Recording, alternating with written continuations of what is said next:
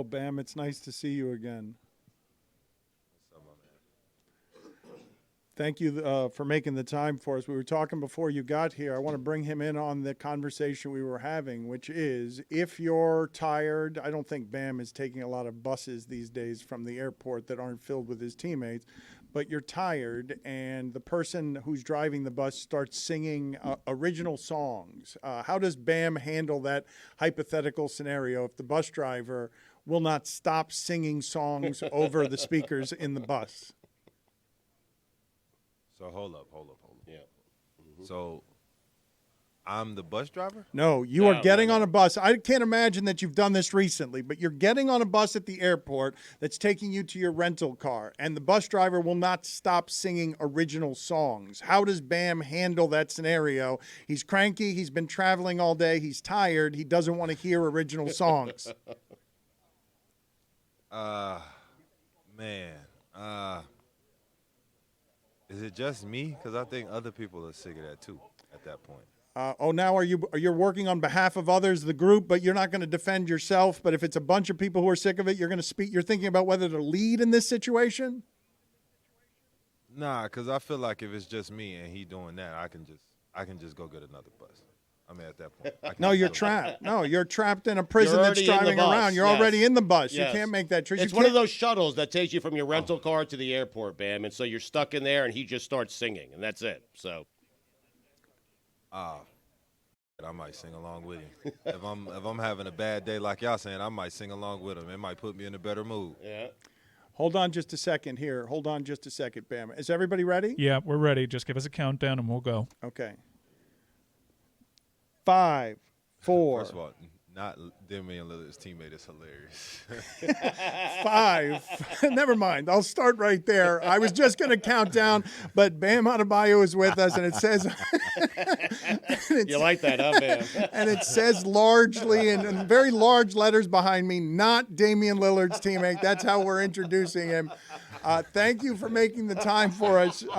What if the last few months, this is all very awkward, right? You show up at Media Day, Tyler Herro's your teammate, you love Tyler Herro, but for months you've been hearing Damian Lillard is coming to Miami. So what have the last couple of months been like for you? I just work here, you're amused by it, you're following it, you care deeply? Control what you can control. I can't control what happens beyond trades and stuff like that, but at the end of the day, man, I was ready for it to just happen because, like I said, guys got families, guys got kids.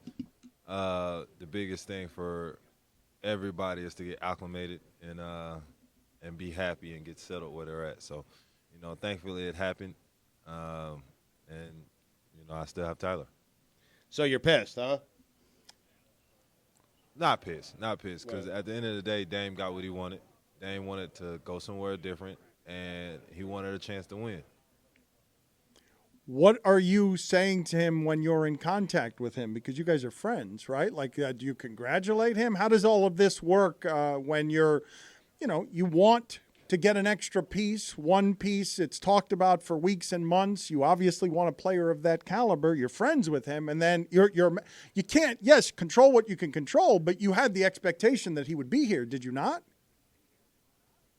Yeah, you definitely have that. What if this does happen? And then you also have the aspect of what if it doesn't happen? So, for me, going in, it was just optimistic and just waiting to see what happens.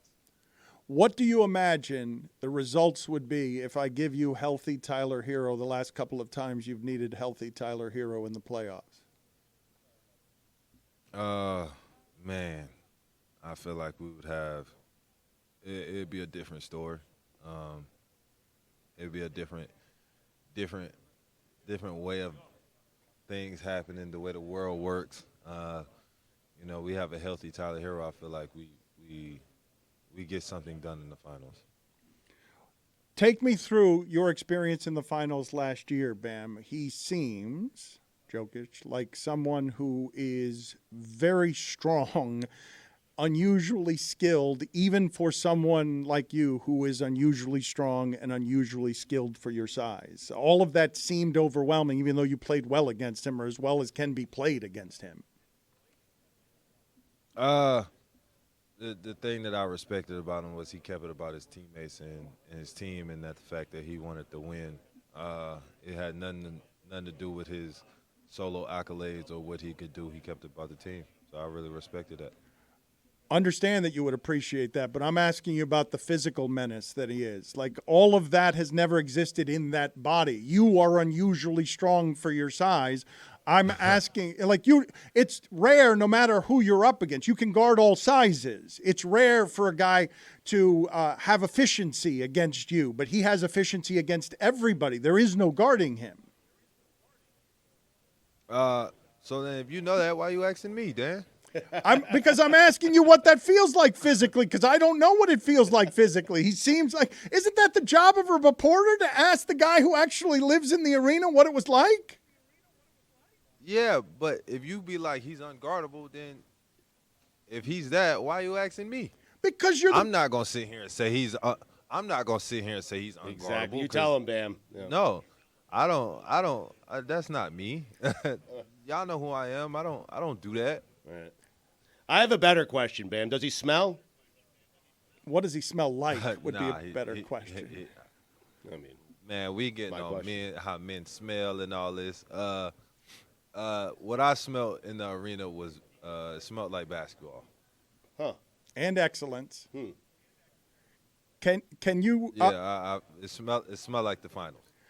can you take us through the feelings of the Miami Heat, because last year was such a weird season, Bam? You have the play-in game, you're 5 minutes from, losing to Chicago, and then you go from there on one of the most improbable runs in the history of the sport.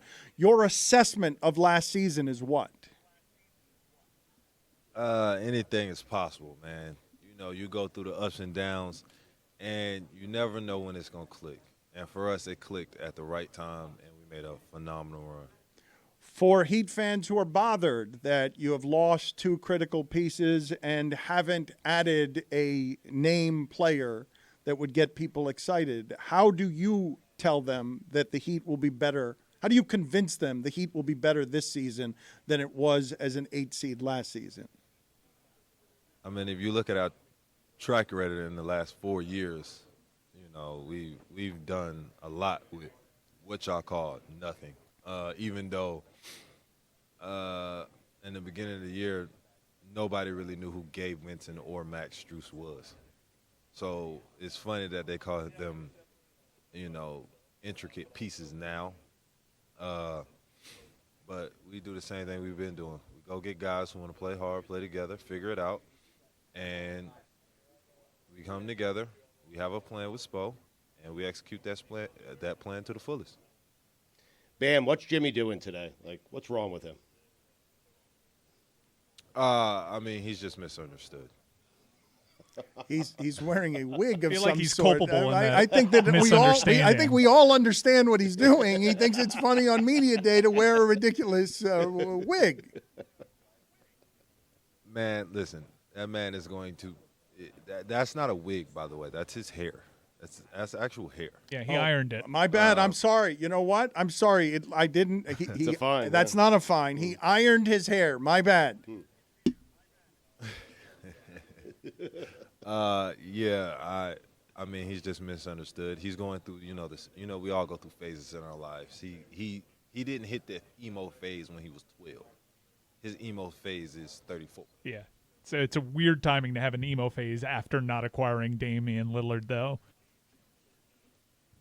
Hey, man, I mean, I guess that's how he handles things.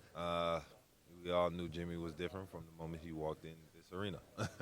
Who should be favored in the East? Us. We were the defending champs. I don't see how that's... Milwaukee and Boston are said to have gotten better. That's fine. Over the last 4 years, everybody has said gotten better. And we still somehow come out on top, or more than anybody ever expected. So I say us. What is the best that Bam has ever felt on a basketball court? Is it Game 7 in Boston last year? The best I've ever felt? I would say best I ever felt. I would say Game 6 versus Boston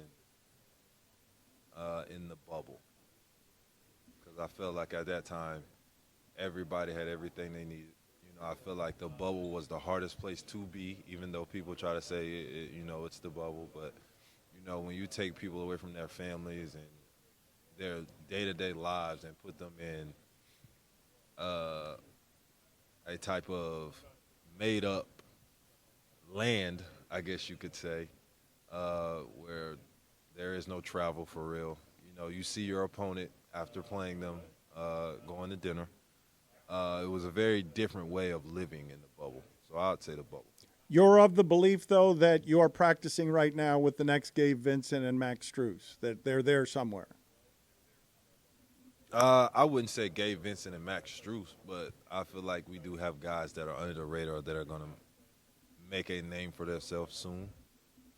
By chance, is there a next Damian Lillard hanging around? Because we would really appreciate nice one. one. Mike is bad. Mike is mad at the team, Bam. So Like is Bam. I don't want to pit you against each other, but Mike is mad because his hopes, they got very high with a finals team that was adding Damian Lillard, and now again the Miami Heat swing and miss on a big addition. And they go to the competitors within our own Eastern Conference. Everyone seemingly gets better. But I did say, credit to you guys, I said that last year, where it seemed like everyone in the East made the necessary moves, and you guys stayed pat, and it ended up working out for you. But I feel like we're tempting fate because they've just gotten that much better. It's asking a lot of you guys.